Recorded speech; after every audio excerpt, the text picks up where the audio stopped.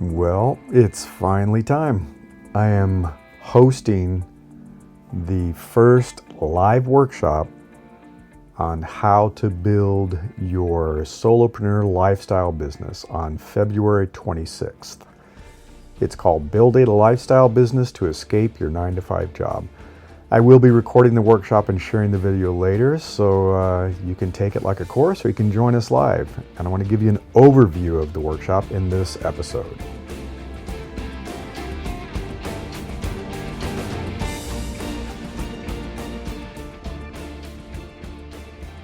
I'm Larry Cornett, and this is Invincible Solopreneurs. So yes, this episode is all about giving you a sneak preview, a little bit of a sneak peek at the agenda and materials I'll be sharing in the 2-hour workshop that's coming up on February 26th. If you go to newsletter.invinciblesolopreneurs.com, this is issue number 62, a preview of my upcoming Solopreneur workshop. And it has links to go check out the workshop. And more importantly, it has the early bird coupon code that will give you 50% off. There are only a few of those seats available as I'm opening this up to the general public. The coupon code is early bird IS202450OFF. And it's in the newsletter as well. So go to newsletter.invinciblesolopreneurs.com and you can copy that coupon code, click the link, and get 50% off of this workshop. So I kind of was reflecting back on my time since I've been a solopreneur and thinking about how things have changed since I was working in the corporate world. It's been a while. And one thing I wanted to point out, and I was recently sharing with some friends and followers, is that I have saved so much money by quitting my job 14 years ago and never going back to the whole 9-to-5 world. And by my estimate, I've saved over $180,000. $180,000, which is kind of crazy. And that doesn't even include getting my health back, because now that I own my time, I work out every day, and I lost 40 pounds and I got in the best shape of my life, and I still work out every day. It doesn't include how much my marriage has improved by having more time with my wife, by spending Wednesdays together, going hiking, skiing, whatever. Yeah, really just making time for us and having a much better relationship with my children over the last 14 years. Because when I was working a corporate job, I was working long hours. I was working 12, 14-hour days. I did this for like 8 years straight before I quit. Barely took any time off, rarely took weekends off. Wasn't good. I wasn't being a good father. So you can't really put a dollar value on all of that. But yeah, $180,000 plus all the other benefits. Because when I was still commuting, and I had a pretty bad commute in my last corporate role, I counted up the time. I knew the time because I knew exactly how long it would take me, and I tracked it because I had meetings, and I was spending 750 hours every year commuting to that corporate campus. 750 hours on the freeway going to work and then later coming home. One day was so horrible, it took me 2 hours to get to work. There were accidents on the freeway and I could take side streets, but guess what? Super slow. It took me 2 hours to get to work. That was bad enough.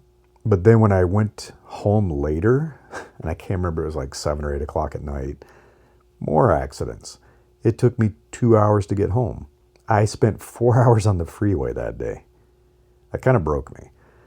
So I was driving about 13,000 miles a year on the Bay Area freeways, commuting, 13,000 miles.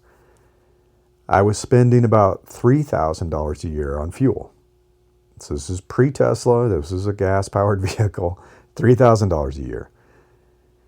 And then I added up all the other expenses. So I had meals because I would grab lunch because we had lunch meetings. I would get snacks. Sometimes I'd have to get dinner because I was working late.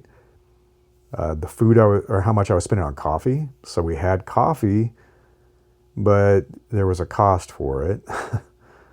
How much I had to spend on new clothing because you got to dress like an executive. And so I had to buy new clothing, and I was gaining weight, so none of my clothes fit me. Yay! Didn't have time to keep up with all the laundry, and those kinds of clothes often can't just be thrown in the washer.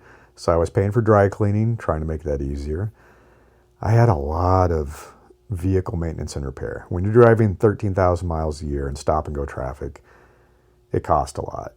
And then I had other services. Because I was too busy working, I couldn't do other things. I had to pay for those services. So it all added up, and I was spending about $10,000 a year on all of that. And it's like, how could you do that? That's insane. I challenge you to spend a few weeks and keep track of every dime, every dollar that leaves your pocket to be spent on something that is really because you're working, right? Really because you're working. Because now I mostly work out of my home office. I don't commute. I have zero commute. I rarely drive. And if I do, it's for personal reasons, but it's not much. I don't drive very far. I wear a black t-shirt and jeans every day. I don't care what I look like because it's me. So I don't pay for all this expensive clothing and dress clothing and suits and all that kind of stuff. And the truth is, remote work works. I love remote work. I've been doing it for many, many years. I did it mostly for 14 years and pretty much full time for over 7 years. I just do phone calls and Zoom, and it works. And now I'm seeing that RTO, return to office, is in full swing. All the execs are trying to take remote work away from you. They said they wouldn't, but they are. And I had a friend who recently lost their job because of it. I had another friend that after 18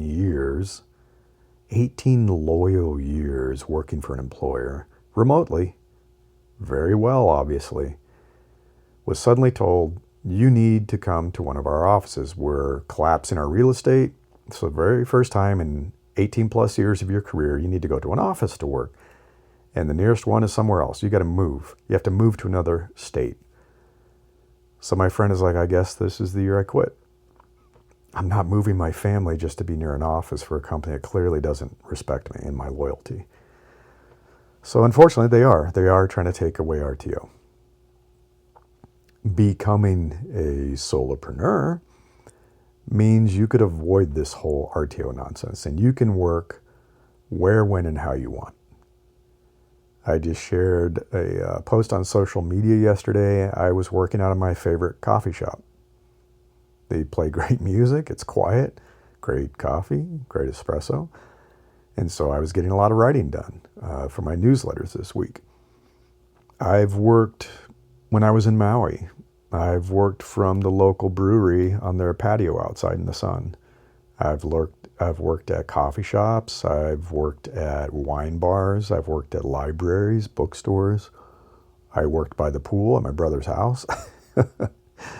You don't have to just sit in an office and stare at the walls. Remote work, being a solopreneur means, I don't have to be tied to a workplace. I mean, if you want to, you could go to a co-working space. You could be around other people. You could be around other solopreneurs. But if you want the flexibility and freedom of working anywhere you want, it kind of opens your eyes to the opportunity. You probably would be pretty excited to completely control your days and be in charge of where, when, and how you work. It is pretty darn sweet. That's probably a reason you listen to this podcast, is that that's one of the things you would like. And believe me, I love this location independent lifestyle. I enjoy solopreneurship, and after 14 years, I know I could never return to an office. I just couldn't do it. And since you're listening to this, I'm sure you've dreamed of leaving the 9-to-5 grind behind and doing your own thing. But Maybe you just need a little more guidance. Maybe you need some more advice. Maybe you need some clarity around the steps to do it. Maybe you want some live interaction, the workshop, the coaching, some accountability of other people wanting you to show up and supporting you.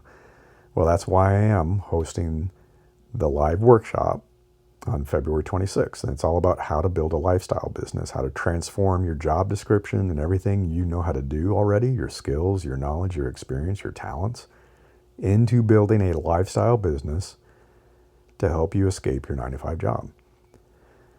And as I mentioned, I am going to record the workshop. So I record the entire 2 hours of video and the audio and all that kind of stuff. I have homework exercises and I share that with everybody later. Some people sign up and they can't make the time.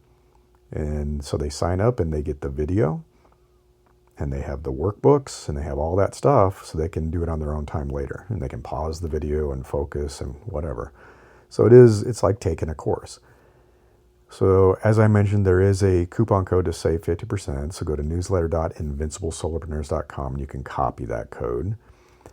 I want to mention that I have breakout sessions. So I like to do that during the workshop to make it interactive. I want people to engage. I want people to talk to me. I want people to ask questions. I want to help. And we also help each other. I've done this in other workshops. I recently did it for my goals workshop. The breakout sessions are fun. I enjoy doing them myself when I take courses, when I join workshops. So the more people that show up that are wonderful people, smart people, fun people, the better this experience will be. You'll break out into a session and you'll be with other people who can give you good feedback, that will be supportive, that may help you see ideas for your potential business that you can't see. That's the point of it. So if you have a friend or a loved one or somebody you know who is also dreaming of building their own thing and quitting their job someday, share the link to the workshop and you give them that coupon code and they can save 50% if they hurry up and sign up. Because it's kind of fun. I bet you would enjoy being in a workshop with a friend of yours. So I want to talk a little bit now about the materials and the workshop itself. So I have this visualization, this is in the newsletter, that at a very high level kind of captures the whole essence of what this is about. At the center of it is the series of concentric circles that represent you at the core, your capabilities. So that includes your talents that you've had since you were a child, just natural talents. It includes your skills that you've developed through life and work, the knowledge you've acquired, often through our education, often through work, all the experiences you've had, and all the ideas floating around your head. So you probably have ideas about ways to do things better in your work that maybe you've been frustrated that your employer doesn't take advantage of. Maybe they haven't listened to you. Ways to do things better in the world. It could be something completely different than what you do for work. And on the outside of that, I have your interests. So what are you passionate about? What do you enjoy doing? What do you like doing? What are you good at doing? All that kind of stuff. So it's taking all these business ideas and thinking through what would be the best one. And how does that map to the rest of the world? This is important because if somebody's not going to pay you for your product or service, then you don't have a business, right? So I also have a visualization of all these different potential audiences in the world. There are millions and billions of people out there. You can't reach everyone. You're not going to want to reach everyone. You're not going to be of interest to everyone. So you have to find an audience that makes sense for you. And that could be people who are sports nuts. It could be people that love music. It could be people who are looking for a solution to manage their accounting. It could be somebody who wants guitar lessons. It could be anything, right? So you're looking at all these different audiences, and some will be large audiences, but their revenue opportunity is very small. And that's okay for massive corporations. They can do that. eBay used to make pennies on every transaction because they did billions of transactions. They made a lot of money. You don't have that luxury. You're not going to make a lot of money by only making pennies on a transaction. Then there's audiences that are out there that are kind of interesting, but they're just too hard to reach. You don't know how you're going to market to them. How you're going to sell to them. You don't know how to even get in contact with them. Then there's tiny audiences. So it's like, yeah, they're interesting, but it's such a tiny audience. You don't see how that's going to scale enough to make money. There's audiences that aren't a fit for you. Just not a good fit for you. And you won't be able to provide anything that they're interested in. You probably don't want to work with them, so it doesn't matter. And then what I have in this visualization is what is your ideal audience. And this is a big part of the workshop. It's a big part of the workbook. Who is your ideal customer? How would you describe the ideal persona of the person that you want to do business with? So what is that audience? And then within that audience, there's going to be your super fans, the niche fans that love you, love what you do. They're going to be your champions. They're going to brag about you. They're going to share your stuff online. They're going to give you free marketing. And then what do you charge for that? So thinking about, can they afford you? Can they afford to buy your product? Can they afford to pay for your service? When you make that connection and you link that best business idea that you have to that bunch of super fans who can afford you, you now have something. You have the kernel, the genesis of a business. And then after that, it's all about scaling.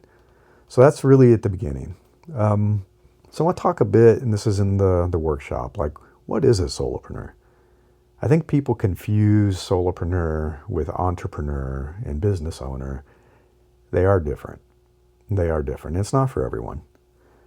A solopreneur wants to build an independent business on their own. They don't want partners. They don't want legal formal partners in a partnership. They don't want employees. They don't want to put people on the payroll. And they typically don't require any investment. You don't work with venture capital or angel investors. They don't want to take loans. They're primarily focused on freedom, flexibility, and an ideal lifestyle. It's not about getting rich. It's not about becoming a multimillionaire. It's not about becoming a billionaire. This is about replacing your 9-to-5 income with your business so that you can quit your job. I can tell you, that's exactly what I've done. The feeling of not having a boss, not having a manager, not commuting to an office, doing what I want to do, building what I want to build, working with the people I want to work with, it's well worth it. If it only replaces my income, which it did, and provides my family, I'm happy. If I made more money, sure, great. But I'm not going to sacrifice living a good life and being with my family to do that. And I have done that. I spent a lot of my life doing that. I worked for someone else, did what they wanted, even if I thought it was ridiculous, because I had to, or they would fire me. And then I tried to build a traditional business, an entrepreneur-style business, and did a tech startup, thinking we're going to build the next billion-dollar startup. So I took investment. I had employees. Most startups fail, and mine did. And nothing feels worse than having to lay off people that you've built a deep relationship with. It's also not so much fun to hire people that you have to fire because it's not working out, or to have partners who you have arguments with and disagreements. I promised myself, I swore to myself I would never do that again. I'd be a solopreneur, provide for my family, and I would be happy. Because entrepreneurs are different. They try to scale the business through investments and loans. They hire lots of employees, and that headache that comes with it. They add different locations. Guess what happens? Even the massive companies like Google and Amazon, you name it, they are laying people off. They grew too fast. They are closing office locations. Google spends billions on office locations. And yet they are now laying people off, thousands of people. Who wants that? What they want is revenue and growth. That's what they want. That's what they need, because they have shareholders. They have a board. They don't care about the employees. They really don't care about the customer. They want money. So a solopreneur is different. We want to live a good life. That's what we want. So at a very high level, It is a simple system. And like many things, it seems simple. It seems obvious in hindsight, but the devil is in the details. It's simple, but it's not easy. If it was easy, everybody would do it. Every single person on this planet wouldn't have a boss, because I don't think very many people like having a boss. And they would do this, but it's not easy. And that's why I'm doing the workshop. So the way that I've structured it is it starts with you. It starts with you. I want this, because it's a solopreneur business, to be about you. You will be the brand of the business. You are the one that needs to be happy more than anyone else. You need to enjoy this. You need to be doing what you're great at doing. You want to design your ideal life and then make your business fit around it. That's a very different way to build a business. Other people do it the other way around. They design a business and then they force their life into the structure of that business and the schedule. And they wonder why they're miserable. I start with you. So number one is you. Number two, and this kind of goes back and forth. So it could be two, it could be three. But number two is your offer. What are you providing? What are you selling? If you had to come up with a 2 to 3 sentence elevator pitch to describe what you are offering to the world, to your ideal customers, what would it be? In the past, I've done businesses like my offer was design services. I did software design. That was my offer. And then later, I did executive consulting and I provided product strategy. That was my offer. I helped them figure out how to monetize their products. Now I offer coaching. I offer leadership coaching, career coaching, and now I offer business coaching. That's my offer. I help people get a job. I help people get promoted. I help people manage the complexity of leadership in a corporation. I help people start a business, operate it, scale it, make more money and be happy. So what is your offer? That's number two. Number three is your customer. So without a customer, you have nothing. But your customer isn't everyone in the world. Who needs the offer that you have? Who needs it and wants it so badly they'd pay for it? What problems are they having? Who are they? Where are they? How do you reach them? So if you have you have your offer and you have a customer who's willing to pay for it, well, now you have a business. And that's what number 4 is, your business. What is the structure of your business? How are you going to get paid? What is everything your business doing? Your brand, how it faces the world, you name it. Number 5 is channels. So this is important because you need to reach people, they need to reach you. And there are lots of different ways to do this. And you probably should invest in one primarily, but have secondary and fallback. This includes obvious things like social media, but it also includes really important stuff like a podcast like this, potentially. Newsletters. I really believe in an email list because social media can suspend your account. They can terminate your account. TikTok does that to people all the time. Facebook suspends people all the time. Facebook just changed how pages work and everybody's freaking out. Those things are fragile. Newsletter is super important. It could be video. So it could be you have a YouTube channel. It could be advertising. It could be a physical channel. So maybe people see a storefront. Maybe people see a billboard. Maybe people call you. I mean, channels. It's all about how you're going to reach people, how they can reach you, how you're going to make your offer, how they find out about you. Search is a channel. You name it. And then finally, systems. So your systems in the beginning will be pretty basic, and they should be. You don't want to have a lot of complexity in your business. But this is going to include things like your payments and your communication and your account and your podcasting platform, all that stuff. So then I go down a level. So I started very high level, very simple diagram. And then I break into the details of each one. So if we're looking at you, and it starts with you as number 1, what do you want for your ideal life? How would you spend your days? Where would you live? How do you spend your weeks? Who do you interact with? Who do you not want to interact with? What does your ideal life look like? How do you balance work and life? Recreation, putting your head down and working hard. What are your dreams and aspirations? What do you want long term for your life? What do you want? What do you need? So there's a difference. There is a difference.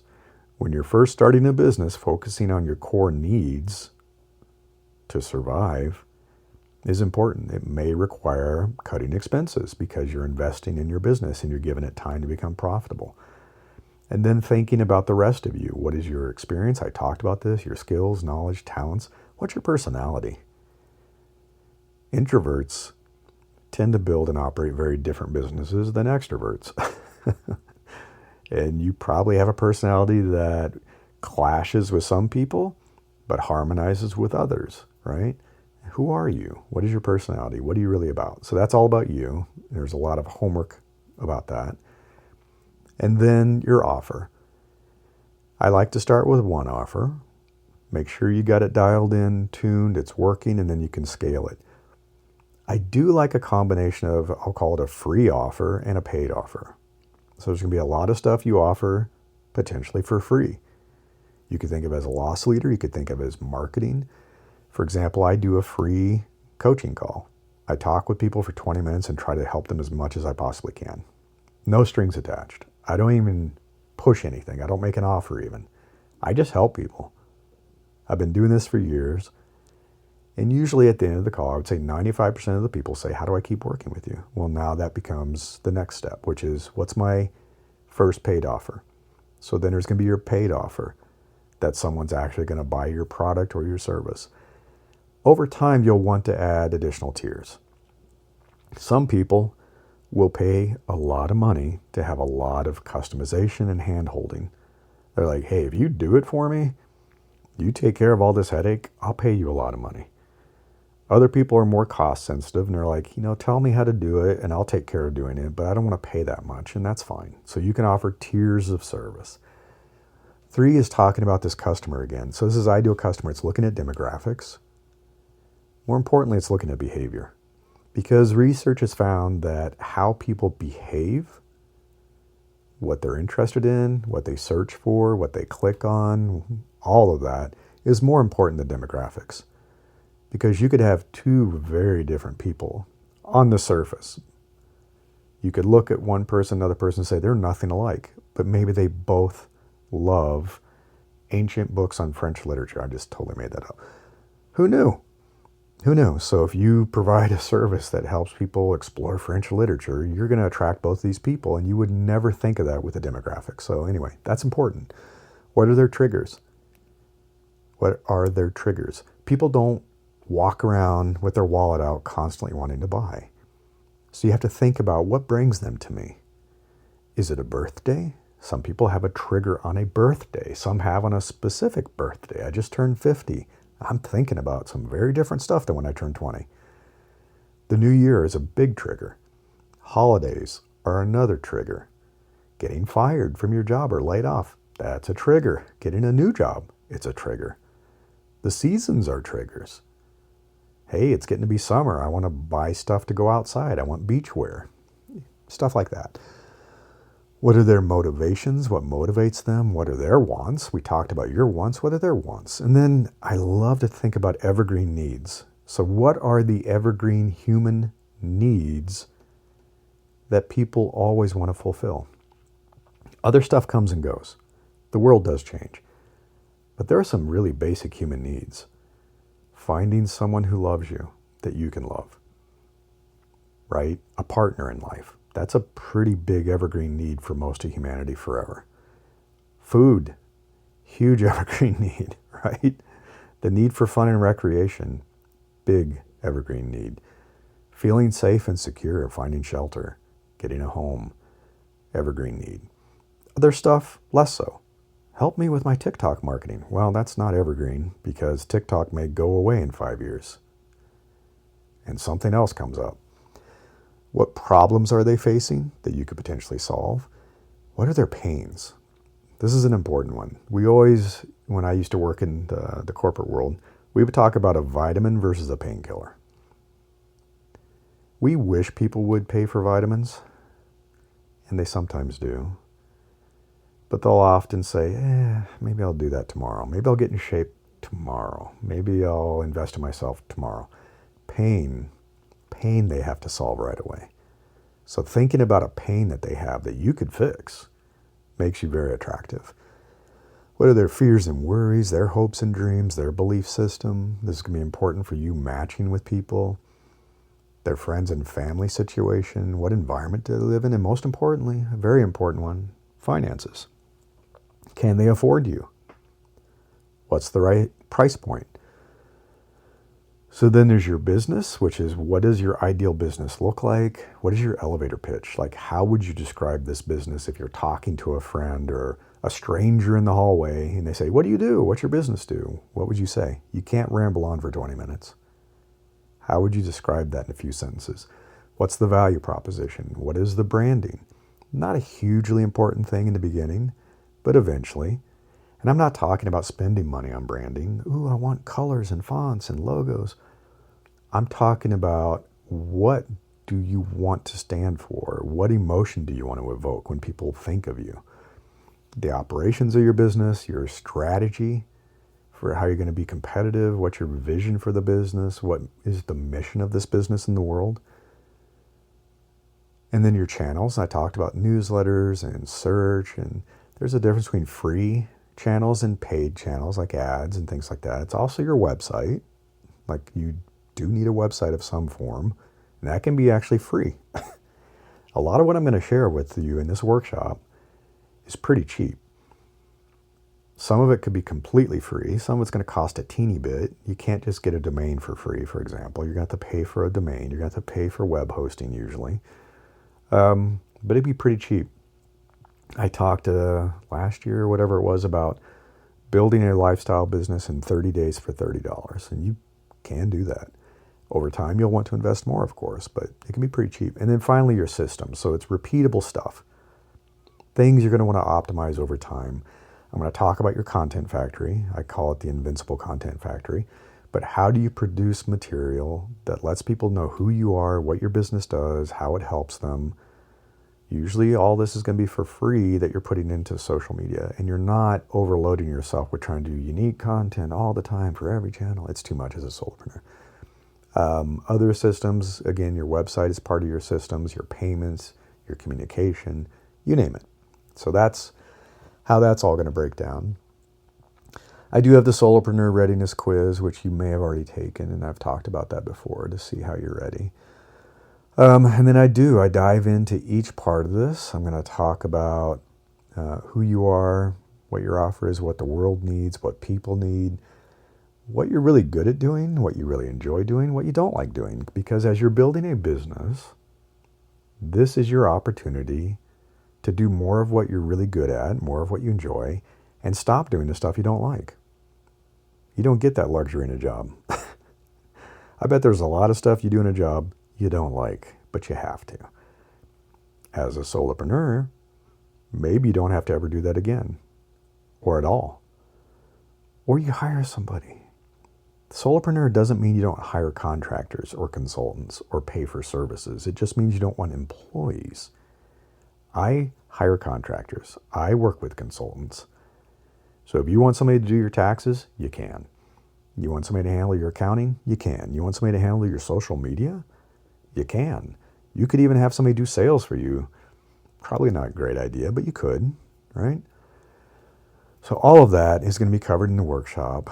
I am going to have breakout sessions where people break out into a group for 5-10 minutes and they talk with each other. Like, what is your business idea?